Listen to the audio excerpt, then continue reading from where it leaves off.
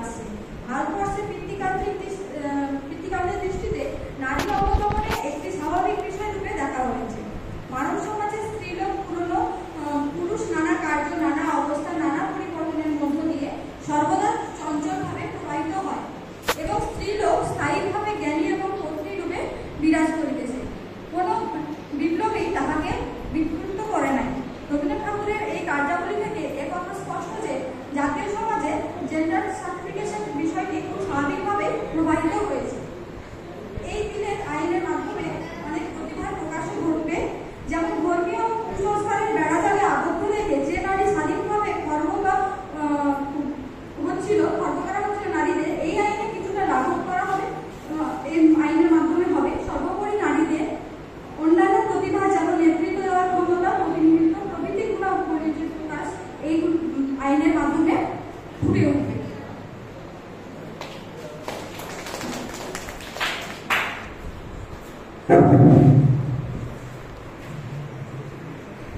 নমস্কার, আমি সানুবর্ধন বিনয় সদন বিএড কলেজের একজন চতুর্থ সেমিস্টারের ছাত্র। সংরক্ষণ বা রিজার্ভেশন কথাটি